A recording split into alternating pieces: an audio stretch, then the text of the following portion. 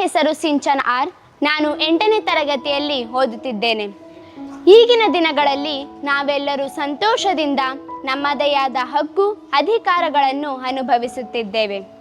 ಆದರೆ ಹಿಂದಿನ ದಿನಗಳಲ್ಲಿ, ಅಂದರೆ ಸುಮಾರು 77 ವರ್ಷಕ್ಕೂ ಹಿಂದೆ, ನಮ್ಮ ಭಾರತೀಯರಿಗೆ ಅವರದೇ ಆದ ಹಕ್ಕು ಅಧಿಕಾರಗಳಿರಲಿಲ್ಲ ಹಾಗೂ ನಮ್ಮ ದೇಶ ಸ್ವತಂತ್ರವಾಗಿರಲಿಲ್ಲ. ನಮ್ಮ ದೇಶವು ಬ್ರಿಟಿಷರ ಆಡಳಿತಕ್ಕೆ ಸಿಲುಕಿತು. ಅಂದಿನ ದಿನಗಳಲ್ಲಿ ನಮ್ಮ ಭಾರತೀಯರು ಬ್ರಿಟಿಷರ ವಿರುದ್ಧ ನಡೆದುಕೊಂಡರೆ ಅವರನ್ನು ಜೈಲಿಗೆ ಹಾಕುತ್ತಿದ್ದರು ಮತ್ತು ಅವರಿಗೆ ಶಿಕ್ಷೆಯನ್ನು ನೀಡುತ್ತಿದ್ದರು. ಎಲ್ಲವನ್ನು ನಮ್ಮ ಭಾರತೀಯರು ಅನುಸರಿಸಿಕೊಳ್ಳುತ್ತಿದ್ದರು. ಆದರೆ ಅಂದಿನ ದಿನಗಳಲ್ಲಿ ಹಲವಾರು ಗಣ್ಯ ವ್ಯಕ್ತಿಗಳು ಎಷ್ಟೇ ಕಷ್ಟ ಬಂದರೂ, ತಮ್ಮ ಪ್ರಾಣಕ್ಕೆ ತೊಂದರೆಯಾದರೂ ಸಹ ತಮ್ಮ ಪ್ರಾಣವನ್ನು ಲೆಕ್ಕಿಸದೆ ನಮ್ಮ ಭಾರತದ ಸ್ವಾತಂತ್ರ್ಯಕ್ಕಾಗಿ ಹೋರಾಟ ಮಾಡಿದ್ದಾರೆ. ಅವರಲ್ಲಿ ಕೆಲವು ಶ್ರೇಷ್ಠವಾದವರೆಂದರೆ ಮಹಾತ್ಮ ಗಾಂಧೀಜಿ, ಸುಭಾಷ್ ಚಂದ್ರ ಬೋಸ್, ಸಂಗೊಳ್ಳಿ ರಾಯಣ್ಣ, ಕಿತ್ತೂರಾಣಿ ಚೆನ್ನಮ್ಮ, ಒನಕೆ ಓಬವ್ವ, ಝಾನ್ಸಿ ರಾಣಿ ಮತ್ತು ಮುಂತಾದವರು. ಇವರೆಲ್ಲರೂ ನಮ್ಮ ಭಾರತದ ಸ್ವಾತಂತ್ರ್ಯಕ್ಕಾಗಿ ತುಂಬಾ ಕಷ್ಟಪಟ್ಟಿದ್ದಾರೆ. ಮಹಾತ್ಮ ಗಾಂಧೀಜಿಯವರು, ಇವರ ಪೂರ್ಣ ಹೆಸರು ಮೋಹನ್ ದಾಸ್ ಕರಮಚಂದ್ ಗಾಂಧಿ. ಇವರು 1869 ಅಕ್ಟೋಬರ್ 2ರಂದು ಪೋರ್ಬಂದರ್ನಲ್ಲಿ ಜನಿಸಿದರು.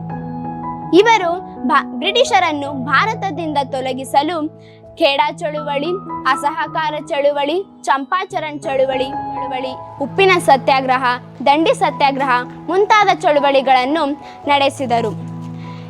ಈ ಚಳುವಳಿಯಲ್ಲಿ ನಮ್ಮ ಭಾರತದ ಹಲವಾರು ಗಣ್ಯ ವ್ಯಕ್ತಿಗಳು ಮತ್ತು ಭಾರತದ ಕೋಟ್ಯಾಂತರ ಜನರು ಇದರಲ್ಲಿ ಭಾಗವಹಿಸಿದರು.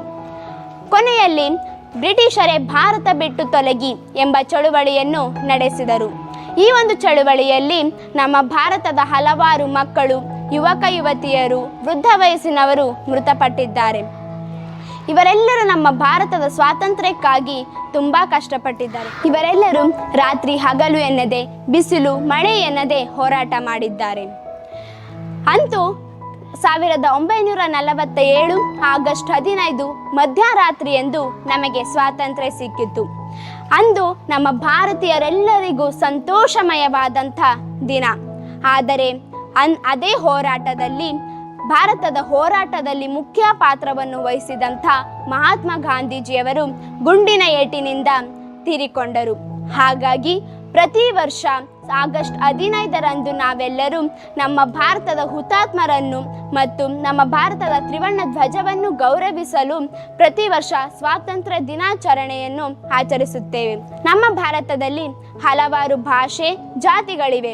ನಾವು ಜಾತಿ ಭೇದ ಭಾವ ಮಾಡದೆ ಎಲ್ಲರೂ ಒಟ್ಟಾಗಿ ಒಗ್ಗಟ್ಟಿನಿಂದ ಸ್ವಾತಂತ್ರ್ಯ ದಿನಾಚರಣೆಯನ್ನು ಆಚರಿಸಬೇಕು. ಬೀಗುತ್ತಿರು ನೀನು ಉಸಿರಿರುವ ತನಕ ಭಾರತೀಯನೆಂದು, ಕೂಗುತ್ತಿರು ನೀನು ಗರ್ವದಿಂದ ಜೈ ಭಾರತಾಂಬೆ ಎಂದು.